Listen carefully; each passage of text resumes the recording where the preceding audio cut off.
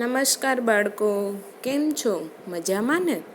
હિન્દીમાં આપણે વર્ણમાલા વિશે માહિતી મેળવી. પહેલા ચેપ્ટરમાં આપણે જોયું કે વર્ણમાલા, જેમાં આપણે મૂળાક્ષર કઈ રીતે લખવા તેના વિશે આપણે માહિતી મેળવી. તેનું તમે હોમવર્ક પણ સરસ રીતે કર્યું. ચાલો હવે આપણે પાઠ બીજો છે ગિનતી. તો અહીંયા આપણે ગિનતી વિશે માહિતી મેળવવાની છે. गिनती करो, अंकों को गाढ़ा करो और लिखो. જો અહીંયા સૂચના શું આપેલી છે? ગણતરી કરો, અંકોને ઘાટા કરો અને લખો. તો ગિનતી કરો એટલે કે જે ચિત્ર આપણને આપેલા છે તેને આપણે ગણવાના છે. જુઓ, પેલું છે બોલ. કેટલા બોલ આપેલા છે? 1. તો એને હિન્દીમાં શું કહેવાય? 1. પછી કેટલા સફરજન આપેલા છે? 2. 2ને હિન્દીમાં શું કહેવાય? 2. પછી કેટલી છત્રી આપેલી છે? 3. 3ને હિન્દીમાં શું કહેવાય? 3. પછી 4 કપ આપેલા છે. 4ને હિન્દીમાં શું કહેવાય? 4.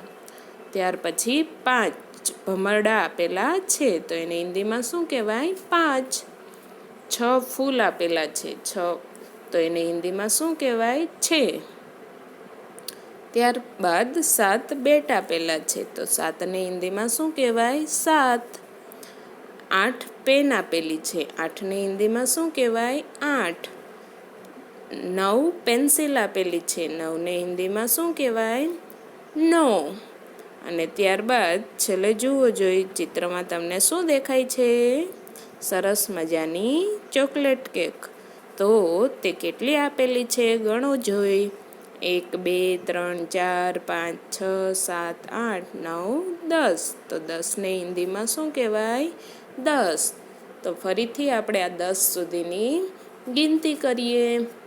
બોલથી શરૂઆત કરીએ અને બધા ચિત્ર આપણે ગણતા જવાના છે.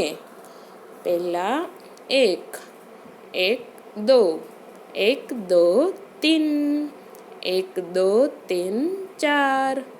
1, 2, 3, 4, 5. 1, 2, 3, 4, 5, 6. 1, 2, 3, 4, 5, 6, 7. 1, 2, 3, 4, 5, 6, 7, 8. 1, 2, 3, 4, 5, 6, 7, 8, 9. 1, 2, 3, 4, 5, 6, 7, 8, 9, 10. તો આ રીતે અહીંયા આપણને 10 સુધીની ગિનતી આપેલી છે. તો ત્યાર પછી આપણે જુઓ, અહીંયા તમને આપેલું છે કે 1 થી 20 સુધીની ગિનતીને શબ્દમાં આપણે લખવાની છે. 1 से 20 तक की गिनती शब्द में लिखो. અહીંયા આપણને એનું હિન્દી અને ગુજરાતી બંને આપવામાં આવેલું છે. તો તમારે CWની બુકમાં વચ્ચે એક આંકો ગાળી અને વ્યવસ્થિત રીતે 1 થી 20 સુધીની ગિનતી લખવાની રહેશે. અને બાળકો, આપણે આ ગિનતી છે તે આગળ જેમ આપણે જોયું તે રીતે ચિત્રની દ્વારા અથવા તો કોઈ વસ્તુ દ્વારા એની ગણતરી કરી અને આપણે આસાનીથી તે યાદ રાખી શકીએ છીએ. તો 1 થી 10 સુધીની તો જોઈએ. ત્યાર પછી 11 થી 20ની જોઈએ. 11, 11, 12, 12, 13, 13, 14, 14, 15, 15, 16, 16, 17, 17, 18, 18, 19, 19, 20, 20. તો આપણને આ 20 સુધીની ગિનતી તો આવડે જ છે, છતાં આપણે તેને CWની બુકમાં વ્યવસ્થિત લખી લેવાની છે અને યાદ પણ રાખવાની છે. ત્યાર પછી તમારે કઈ રીતે પરીક્ષામાં પૂછાઈ શકે? તો કે જુઓ, સ્વાધ્યાયના અહીંયા આપણને પ્રશ્ન આપેલા છે કે અંક કે સામને ગિનતી લીખો. એટલે કે જે અંક તમને આપેલા હોય એની સામે આપણે તેનું હિન્દી લખવાનું રહે. જેમ કે અહીંયા અંક અમુક આપેલા છે, જુઓ જોઈ, તેની સામે તેનું હિન્દી પણ લખેલું છે. તો તે રીતે પણ આપણે તેની પ્રેક્ટિસ કરવાની છે. ત્યાર પછી છે બીજો પ્રશ્ન, હિન્દી શબ્દ કે સામને ગુજરાતી શબ્દ લીખો. તો આ રીતે પણ પૂછાઈ શકે કે હિન્દી શબ્દ આપણને આપેલો હોય અને તેની સામે આપણે તેનું ગુજરાતી લખવાનું રહેશે. ત્યાર પછીનો પ્રશ્ન, ગુજરાતી શબ્દ કે સામને હિન્દી શબ્દ લીખો. તો તેમાં તમને ગુજરાતી શબ્દ આપેલો હોય અને તેનું આપણે હિન્દી લખવાનું હોય. તો આ રીતે જો 20 સુધીની ગિનતી આપણને આવડતી હોય તો આ ગમે તે પ્રશ્ન પૂછે તે આપણને આસાનીથી આવડી જશે.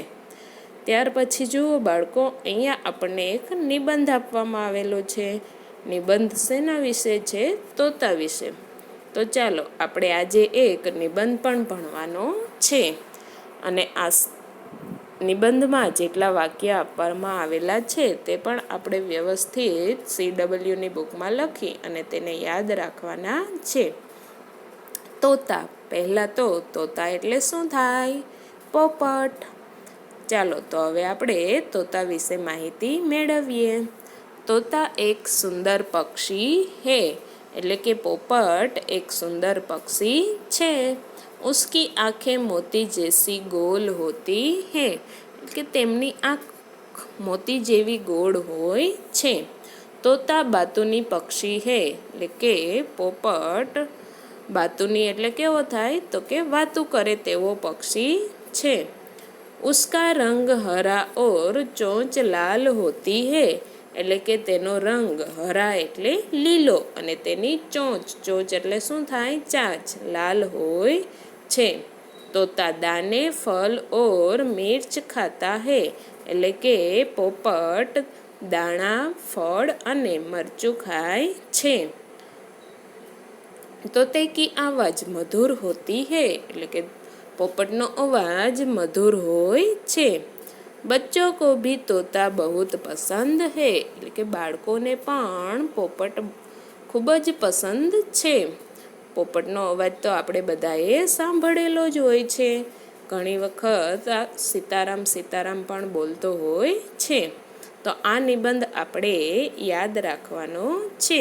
અહીંયા આપણે તોતા વિશે પણ માહિતી મેળવી કે પોપટ છે એ ખૂબ સરસ મજાનું સુંદર પક્ષી છે. તેનો રંગ કેવો હોય છે? લીલો હોય છે અને તેની ચાંચ કેવી હોય છે? લાલ હોય છે. તેની આંખો છે તે મોતી જેવી ગોળ હોય છે. પોપટ દાણા, ફળ અને મરચું ખાય છે. પોપટ બાતુની એટલે કે વાતો કરતું પક્ષી છે. પોપટનો અવાજ સુંદર હોય છે. બાળકોને પણ પોપટ પસંદ હોય છે. તો આ નિબંધ પણ આપણે CWની બુકમાં લખવાનો છે. તો આજનું તમારું હોમવર્ક પણ આ જ છે, જેમાં તમારે ગિનતી સારા અક્ષરે લખવાની છે. જુઓ, જે રીતે અહીંયા આંકો ગાળીને લખવામાં આવેલી છે તે રીતે જુઓ. પહેલાં સૂચના લખવાની કે ગિનતી લખો, ત્યાર પછી આસ્યામાં અંક લખવાના, વચ્ચે એક આંકો ગાળવાનો, એક સાઈડ એનું હિન્દી લખવાનું અને એક સાઈડ ગુજરાતી. આ ડબલ લાઇનની બુકમાં છે તો 2 લીટીને અડી જાય તે રીતના અક્ષર આપણે વળાંક વ્યવસ્થિત હિન્દીમાં કરવાના છે. અને જ્યાં અર્ધ શિરોરેખા આવતી હોય ત્યાં આપણે અર્ધ શિરોરેખા પણ કરવાની રહેશે. તો અહીંયા આપણને 20 સુધીની ગિનતી કઈ રીતે લખવી તે પણ આપવામાં આવેલી છે. ત્યાર પછી નિબંધ પણ જોઈ લો કઈ રીતે લખવાનો છે. તો તેના પણ 7 વાક્ય આપણે એકદમ વ્યવસ્થિત રીતે લખવાના રહેશે. તો અહીંયા આપણો પાઠ બીજો ગિનતી વિશેની જે આપણે માહિતી મેળવી તે પૂર્ણ થાય છે. બંને પાઠ CWમાં લખાઈ જાય એટલે આપણે નિબંધ લખવાનો છે. Thank you.